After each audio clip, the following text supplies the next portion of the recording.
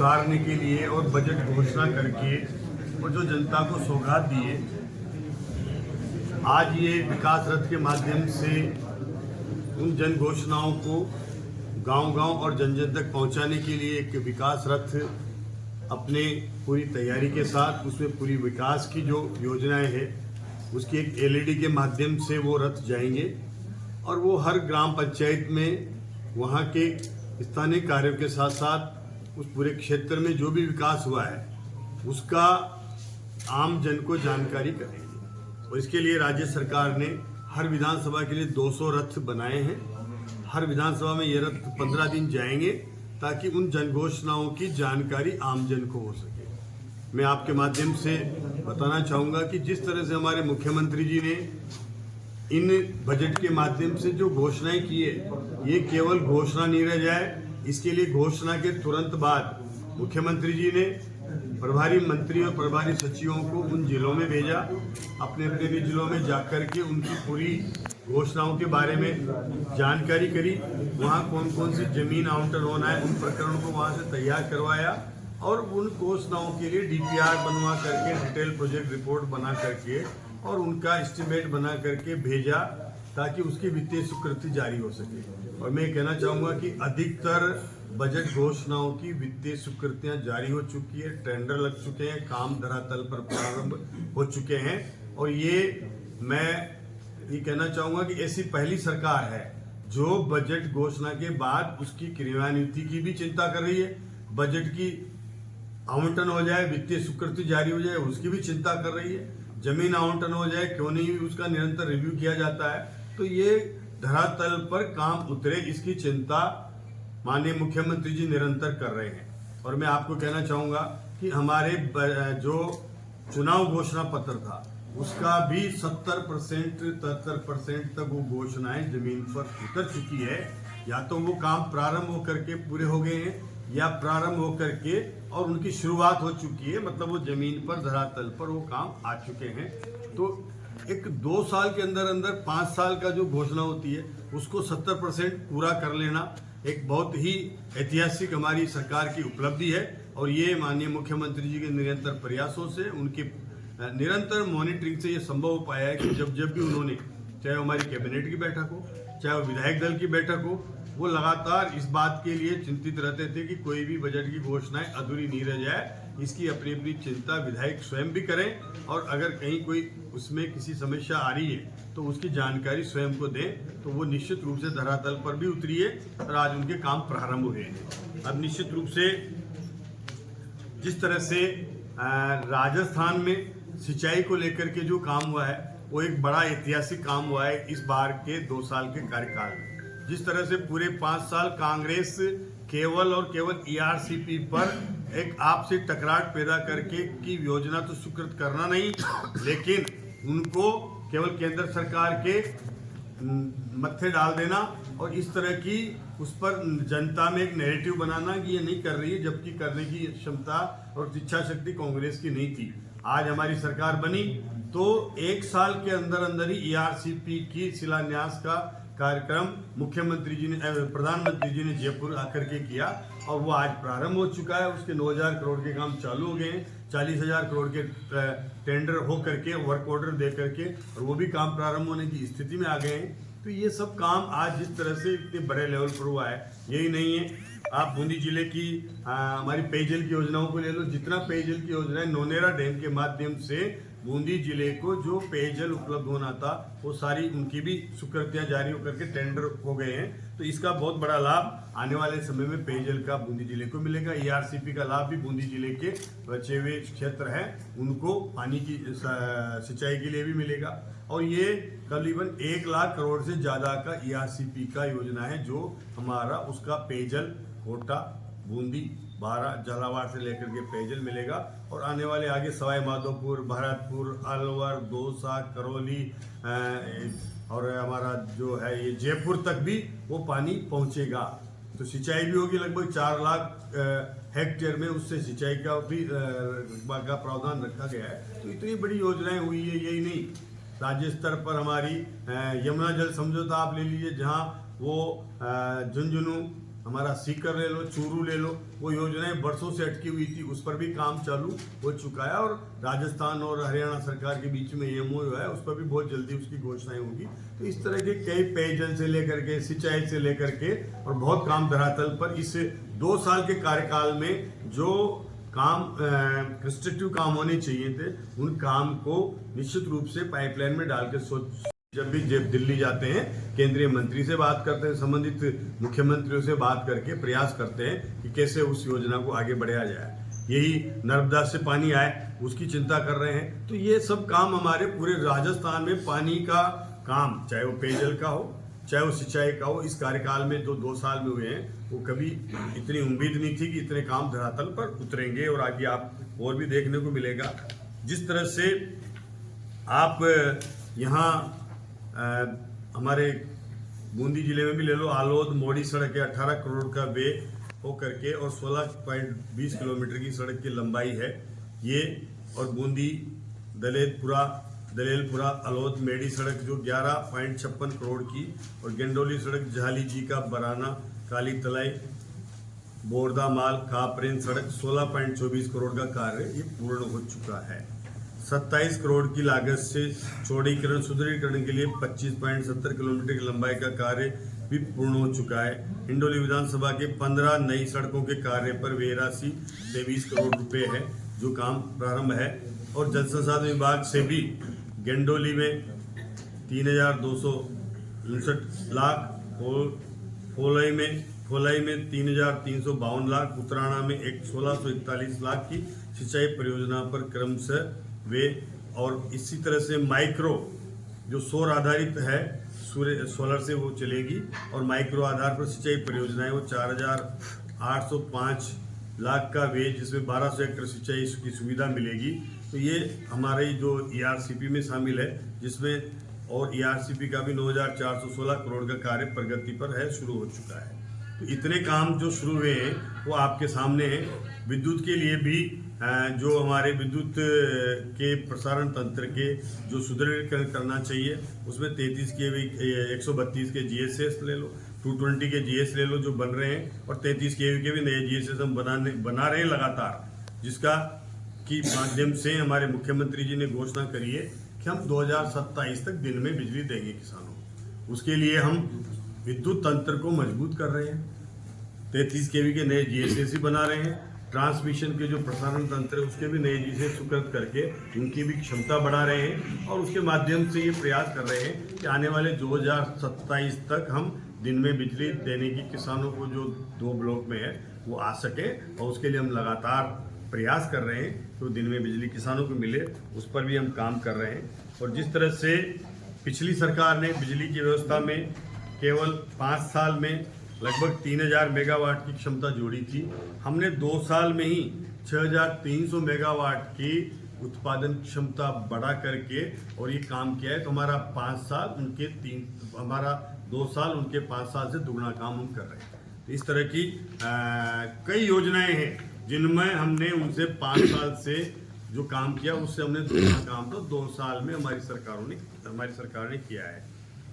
हर घर नल से जल योजना पहुंचाने के लिए हमारी 53 करोड़ की इंदरगढ़ पेयजल योजना, जिसमें 43 करोड़ रुपए के माध्यम से कई गांव और ढाणियों को नल कनेक्शन उपलब्ध कराए गए हैं, और जल जीवन मिशन के माध्यम से JGM के माध्यम से 1,333 नए कनेक्शन जारी किए गए हैं। कृषि की कई योजनाएं जिसमें हमने 88,650 एकड़ वितरित किए हैं। सिंचाई की पाइपलाइन के लिए भी 405 किलोमीटर की पाइपलाइन स्थापित की है, और तारबंदी के लिए 3,11,000 मीटर के तारबंदी के 317 लाख के अनुदान हमने किसानों को दिए हैं। 21,637 मृदा स्वास्थ्य कार्ड वितरित किए हैं, और 90 PM किसान समृद्धि केंद्र स्थापित किए हैं। सहकारिता में भी 77,000 किसानों को 370 करोड़ का ऋण हमने उपलब्ध कराया है, जिसमें 100% ब्याज 0 रेट पर दे होगा, और 141 फिक्स सहकारी संबंधी के अभियान के तहत गो लाइव हुए हैं। 120 प्रधानमंत्री किसान समृद्धि केंद्र स्थापित हुए हैं। उद्यानिकी में कई काम हुए हैं। आयुर्वेद में भी हमारा 10 करोड़ की लागत से 30 बेडेड सुकृत चिकित्सालय है जो निर्माण प्रक्रिया जिसकी प्रारंभ है। और जिले में 17 नवीन आयुष्मान आरोग्य मंदिर विकसित किए गए हैं। पंचकर्म विशिष्टता केंद्र के रूप में 11 राज्यों के 56 जिलों के हमारे 27,000 से अधिक और 16 देशों में 100 से अधिक विदेशी रोगियों को पंचकर्म के द्वारा उपचारित किया है। आप देखिए, सामाजिक न्याय ग्रामीण विकास में हमने आयुष्मान आरोग्य योजना के माध्यम से भी हमने जो लाभ मरीजों को दिया है, और इसमें 9,142 बेटियां भी लाडो प्रोत्साहन योजना के माध्यम से लाभान्वित हुई है। 21 करोड़ की लागत से बीएससी नर्सिंग कॉलेज का छात्रा आवास भवन का निर्माण कर पूर्ण किया है। हमने प्रधानमंत्री आवास ग्रामीण योजना के माध्यम से भी 19,542 आवास स्वीकृत किए हैं, और जिसमें से 4,174 पूर्ण हो गए। तो एक ही जिले में 19,000, इस 2 साल की उपलब्धि है ये कि 19,542 मतलब स्वीकृत किए और 4,174 पूरे हो गए हैं।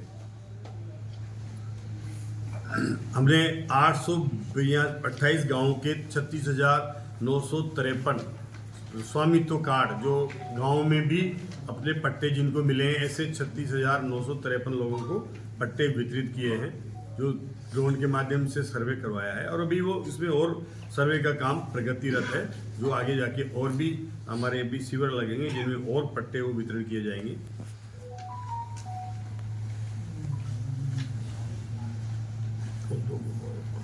अमृत योजना के तहत हमने बूंदी में 26 करोड़ की लागत से 24 किलोमीटर की सीवरेज लाइन बिछाकर 1,500 घरों को जोड़ा है।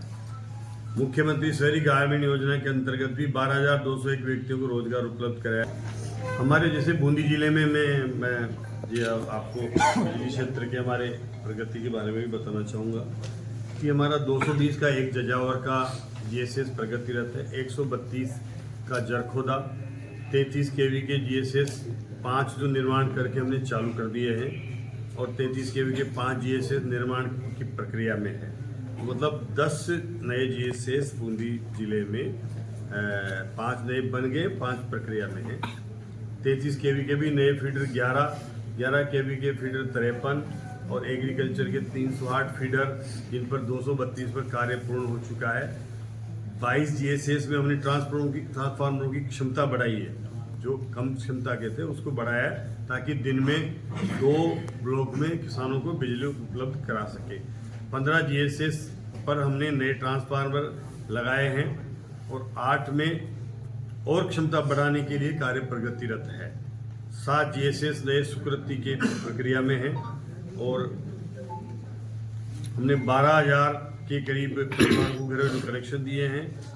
7,850 किसानों को कृषि के कनेक्शन जारी किए हैं, और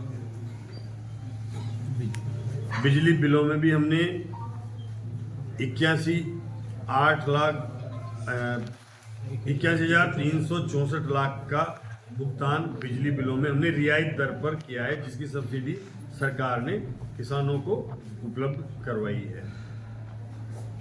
तो ये हमारी 2 साल की प्रगति का रथ जो है वो अब जनता में विकास रथ के रूप में जो जाएगा, और ये जन जन तक हम इन 2 साल की योजनाओं को गांव-गांव में पहुंचाएंगे। गांव की कई ऐसी विकास की योजनाएं छोटी छोटी है जिनको सबको यहाँ बताना संभव नहीं है, लेकिन उसको हम इस विकास रथ के माध्यम से हर गांव में जाकर के, वहाँ पंचायत स्तर पर जाकर के वहाँ की योजनाओं को बताएंगे, और राज्य सरकार के उपलब्धियों के आधार पर आम जन में ये जाए कि राजस्थान सरकार 2 साल के कार्यकाल में जिस तेज गति से विकास के कार्यों को लेकर के आगे बढ़ रही है, वो निरंतर जनता में भी इस बात का मैसेज जाए, आपके माध्यम से भी जाए, ताकि इस सरकार ने जो काम किए हैं उसकी कंपेरेटिव स्टेटमेंट हमने बनाया है। तो 5 साल का पिछली कांग्रेस सरकार का कार्यकाल और 2 साल का हमारी भजन लाल जी की सरकार का कार्यकाल में उनके कार्यकाल से कई गुना प्रगति कामों की हुई है, जो कि आपके माध्यम से जनता में जाए और जनता को ये विश्वास हो। तो इसके लिए लगातार हम वहाँ क्षेत्रीय जनप्रतिनिधि भी, आम जन भी, सामाजिक कार्यकर्ता भी, और इसके लिए एक प्रभारी के रूप में संबंधित वीडियोज को लगाया है, वो कर्मचारी और अधिकारी उसको साथ लगाया है ताकि वो उस रथ को हर जगह जाए। एक शेड्यूल बनाया है, एक रूट चार्ट तैयार किया गया है इन रथों का, और उसके आधार पर और पंचायत पर जाएंगे, वहाँ अपनी योजनाओं को एलईडी के माध्यम से ही बताएंगे और उनको लागू जनता में एक जागरूकता भी इसके माध्यम से पैदा करेंगे। और इसमें एक हमने एक सुझाव पेटी रखी है, उस पेटी के माध्यम से गांव में वो रथ पहुंचता है। किसी गांव निवासी को, किसी को लगता है कि मुझे कोई सुझाव देना है, तो सुझाव उस पेटी में लिख करके वो डाल सकते हैं। किसी को लगता है कि कोई बड़ी समस्या है, जनहित का काम है और उसका मुझे सुझाव देना है, तो वो समस्या का भी समाधान के लिए उसमें पेटी में वो अपना सुझाव दे सकते हैं। कोई विकास कार्य को लेकर के, कोई सिंचाई की योजना को लेकर के, कोई पीडब्ल्यूडी को लेकर के, कोई पेयजल को लेकर के, कोई एक जनहित की करवा करके उसको भी बजट में शामिल करने का प्रयास करेंगे, ताकि आम जन की भावना भी राज्य सरकार तक पहुंचे और उसके माध्यम से उनकी भी स्वभावना के अनुसार काम हो। स्मार्ट मीटर को लेकर बूंदी जिला पिछड़ रहा है, विरोध भी हो रहा है, क्या कारण है? तरह के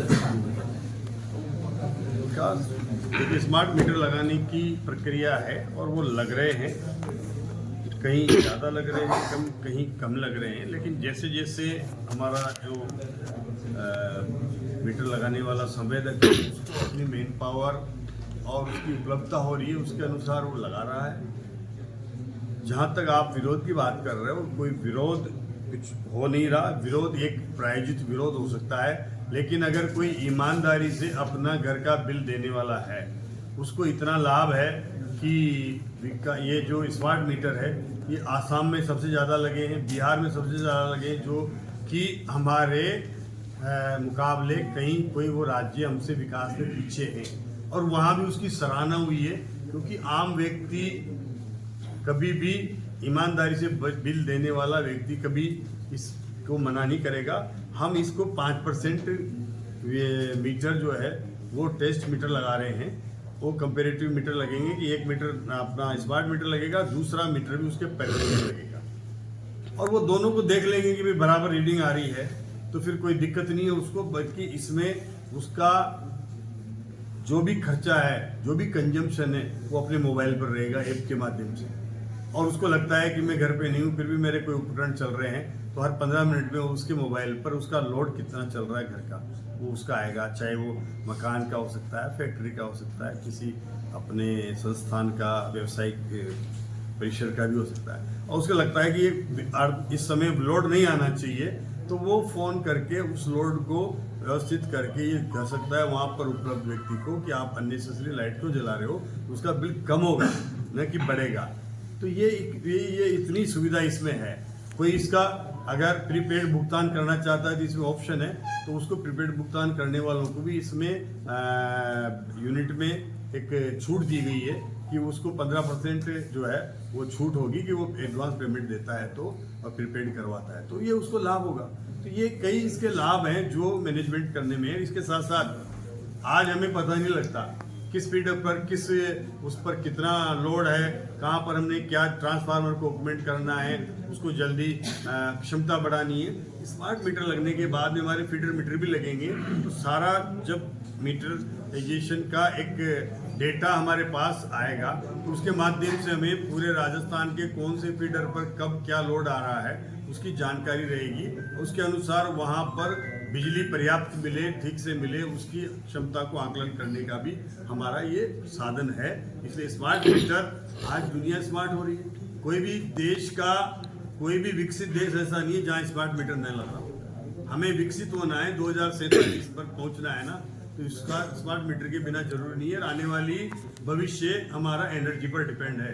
बिना एनर्जी के कोई भी काम असंभव है। हर चीज का कोई भी काम होगा वो एनर्जी से होगा। तो उस एनर्जी को हम जब तक स्मार्ट नहीं करेंगे वहाँ तक संभव नहीं है कि हम इसको कैसे व्यवस्थित कर पाएंगे। इसलिए हमें ये कोई पत्रकार भाइयों से भी मेरा निवेदन है कि हम इसको विरोध को हम हवा देने के बजाय इसकी अच्छाइयों को जनता को बताएंगे, तो शायद जनता इसको अडॉप्ट भी कर पाएगी और सरलता के साथ उस पर ठीक कर पाएगी। लेकिन मैं समझता हूँ कि जहाँ जहाँ लगे हैं वो काफ़ी अधिक, अभी हमारे 15,000 स्मार्ट मीटर रोजाना लग रहे हैं, डेली 15,000। तो इसकी बड़ी संख्या है, अभी मतलब 1.5 करोड़ लगना है, तो ये स्पीड ज़्यादा बढ़ेगी जैसे जैसे, वैसे ही इसमें प्रगति आएगी। आपने अभी उपलब्धियों के बारे में बताया। बूंदी जिले की चिकित्सा व्यवस्था लगातार डगमगा रही है। डॉक्टर्स, आम आदमी, पैरामेडिकल स्टाफ के बीच में डिस्टेंस बढ़ रही है। बूंदी अस्पताल में आए दिन हंगामा हो रहा है। बूंदी जिले के लाखड़ी सामुदायिक स्वास्थ्य केंद्र में पिछले 3 दिन पहले एक डॉक्टर था मात्र। देखिए, आपकी बात में समझ गया, लेकिन हमारे पास पिछले 5 साल में कांग्रेस के राज में कोई भी उन्होंने भर्तियां नहीं करी, जिसकी वजह से हमें डॉक्टरों की कमियां हैं, हमें नर्सिंग कर्मियों की कमियां हैं। उसके लिए हमने इसमें 50,000 की भर्तियों का कैलेंडर निकाला है। हम भर्ती कर रहे हैं, जैसे जैसे हमारे पास में नर्सिंग कर्मी और चिकित्सक आएंगे, वैसे वैसे उनको वहाँ पोस्टिंग होगा, तो ये व्यवस्था बैठेगी। क्योंकि एक दिन में उन्होंने तो 5 साल केवल पेपर लीक करने का काम किया, भर्तियां तो करी नहीं। अब हम भर्तियां कर रहे हैं इतनी कि हमने 90,000 भर्तियां कर ली कि एक पेपर लीक नहीं हुआ, सिंगल भी। कांग्रेस के कोई पेपर ऐसा नहीं जो लीक नहीं हुआ होगा, 17-18 बार पेपर लीक हुए हैं। तो हम काम कर रहे हैं। अब उसमें थोड़ा जितना प्रक्रिया में समय लगेगा वो तो लगना है, लेकिन अगर वो मेन पावर हमारे पास नहीं है तो उसको पूरा करने के लिए एक डॉक्टर रह गया था, वो भी डेंटिस्ट था। उसके बाद फिर चेंजा से एक डॉक्टर लगाया, कल ही एक जयपुर से एक डॉक्टर को फिर बहुत लाकर पोस्टेड किया। अब आप अदरवाइज जिले में मैं एक बात बता रहा हूँ आपको। बूंदी जिले के 2 डॉक्टरों को बूंदी जिले से डेपुटेशन पे कोटा भेज दिया। एक को तो खुनाड़ी भेजा और एक को दिगोद भेजा। कोटा जॉइंट डायरेक्टर ने जो आदेश निकाले ना, उन दोनों आदेशों में आपका डिफरेंस दे रखा है उन्होंने, जबकि उनको इतना तो होना चाहिए। पॉलिटिशियन को पॉलिटिक्स में रहती है, बहुत काम करना पड़ता है, मैं इस बात से सहमत हूँ, मजबूरी होती है। लेकिन क्लियर कट ऑर्डर में लिख रखा है, प्रभारी मंत्री उधर राज्य मंत्री की पत्र क्रमांक इतने के तहत उनके मौखिक आदेश पर एक दूरी की प्रतिनियुक्ति वहाँ की जाती है। तो कोनाड़ी, जिला अस्पताल कोनाड़ी और दिगोद, 2 डॉक्टर बूंदी से ये मेरी बात नहीं ले सर, नहीं ले रही जी। जहाँ जहाँ भी कमियां हैं हमारे पास, हम तो तोड़ के रखना पड़ता है। मतलब वहाँ इधर से तोड़ के उधर रखो, आप कमी है तो क्या करोगे आप? इधर से उधर ही करना पड़ता है व्यवस्था बनाने के लिए। वो अपने आदेश में राजहित प्रशासनिक कारण भी लिख सकते थे, लेकिन उन्होंने ऐसा नहीं लिखा। राजहित जनहित प्रशासनिक कारण नहीं, मुझे इसकी जानकारी नहीं है, पता करा लेंगे। मुझे कोई पता नहीं, आप जो कह रहे हो उसके बारे में। जेठ सागर नाले का बहुत धीमी गति से निर्माण कार्य चल रहा है। जेठ सागर नाले की आपसे भी ज्यादा बार-बार मुझे बोला चिंता है। मैं जब भी आया हूँ, मैंने कलेक्टर साहब के सामने हर बार उसके बारे में चर्चा करी है। और आप चिंता नहीं करें, जेठ सागर नाले को बनाएंगे। उसमें कुछ बाधाएं हैं जिनको हमने पिछले दिनों बैठ करके जयपुर भी आकर के डिस्कस करने की मैंने कलेक्टर साहब को कहा था। फिर भी इसको और डिस्कस करके और जो बाधाएं आ रही है उनको दूर करेंगे। बूंदी में खाद के लिए हमने मीटिंग बुलाई है, अभी चर्चा करेंगे।